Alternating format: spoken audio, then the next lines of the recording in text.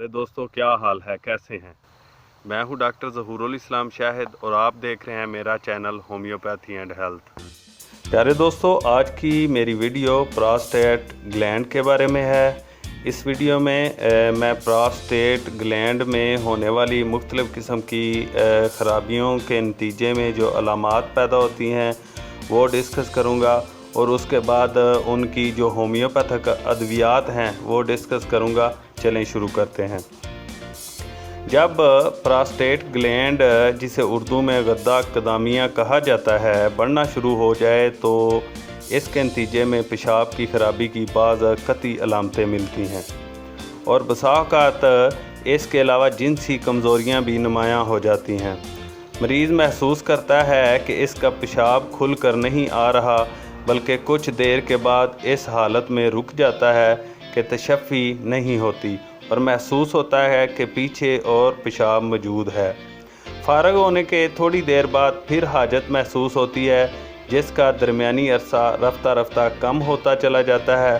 बाज़ मरीज़ जिनकी तकलीफ़ ज़्यादा बढ़ जाए, इनको बाज़ दफ़ा निसफ़ घंटे बाद या इससे भी कम अरसा में पेशाब के लिए जाना पड़ता है, मगर पेशाब थोड़ा आता है और हाजत रफ़ा नहीं होती।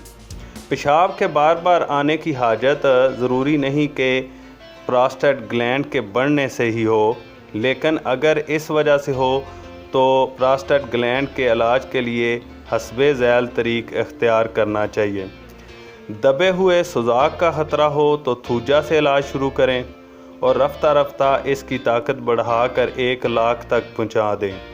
थूजा प्रोस्टेट ग्लैंड पर भी असरअंदाज होती है और पेशाब की नाली की जलन में भी नुमायाँ काम करती है, इसलिए सबसे पहले इसकी तरफ ध्यान जाना चाहिए। दीगर बीमारियों जो थूजा की याद दिलाती हैं, इनमें सबसे नुमायाँ दमा की तकलीफ़ है। इस तरह जिल्द पर मसों या मोहकों का पाया जाना भी इसका तकाजा करता है। प्रोस्टेट ग्लैंड की तकलीफ़ के साथ अगर थूजा की दीगर अलामतें, ख़ुसूसन पेशाब की नाली में जलन की अलामत पाई जाए और पेशाब की बार बार हाजत हो, तो थूजा की ख़ास निशानी ये है कि पेशाब की एक धार की बजाय अलग अलग 2 धारें निकलती हैं, जो ज़रा ज़ोर लगाने के बाद फिर एक बन जाती है। प्रोस्टेट ग्लैंड की दूसरी बड़ी दुआ सलीशिया है, जो सीएम ताकत में सब ताकतों से अच्छा असर दिखाती है, मगर शर्त यह है कि मरीज़ ठंडा हो और हाथ पाँव में सर्दी ज़्यादा महसूस करे। ये दवा मसाने के कैंसर और गद्दा कदामिया के कैंसर दोनों पर यकसां असर करती है। अगर हफ्ता 10 दिन के वक्फा से 2-3 खुराकें दी जाएं तो अल्लाह ताला के फजल से नुमायाँ फ़र्क महसूस होगा। इस बीमारी में एक नुमायाँ असर रखने वाली दुआ क्लेमेटस है। क्लेमेटस जिस्म के दाएं हिस्सा पर ज़्यादा असरअंदाज होती है और इसका हमला ज़्यादातर उज़्व के दाएं हिस्से, दाएं फोते और दाएं तरफ की पेशाब की नाली पर होता है, जो गुर्दे से मसाने तक जाती है।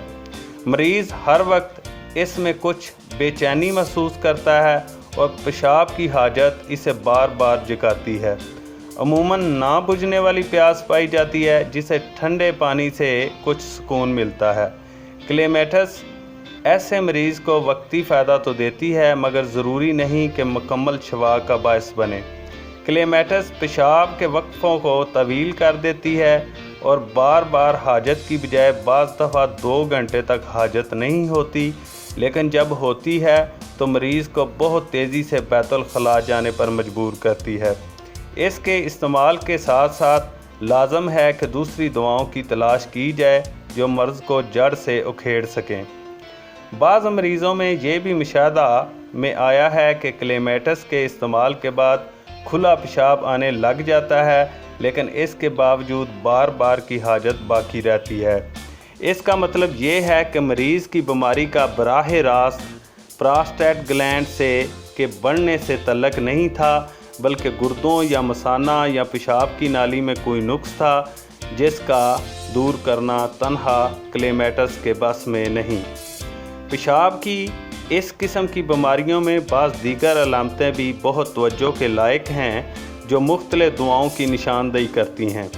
मगर ज़रूरी नहीं कि हर दवा मुफीद साबित हो। यही वजह है कि असल दवा की तलाश बहुत मुश्किल काम है। इस बीमारी की इम्तियाजी अलामतों का इल्म ज़रूरी है, वरना तबीब के लिए हर मर्ज़ की दवा की पहचान नामुमकिन होगी।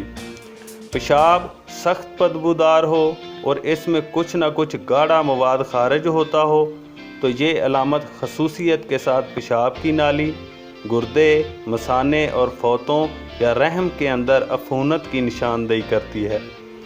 इसलिए फौरी तौर पर अफूनत का इलाज होना चाहिए और जब तक मुस्तकिल अफूनत के निशान मिट ना जाएं, अफूनत यानी कि इन्फेक्शन के निशान मिट ना जाएं, इलाज जारी रहना चाहिए।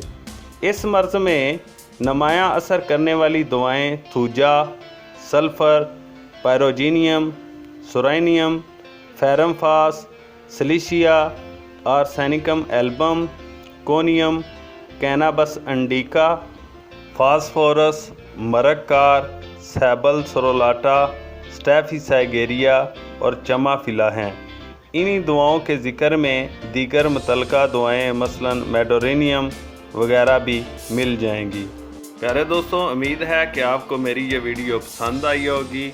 अगर ऐसा है तो जल्दी से वीडियो को लाइक कर दें और अगर आप इस तरह की और मज़ीद वीडियो देखना चाहते हैं तो आप मेरे चैनल को सब्सक्राइब कर लें और साथ बेल बटन भी दबा दें ताकि मेरी हर नई आने वाली वीडियो का नोटिफिकेशन आपको मिल सके।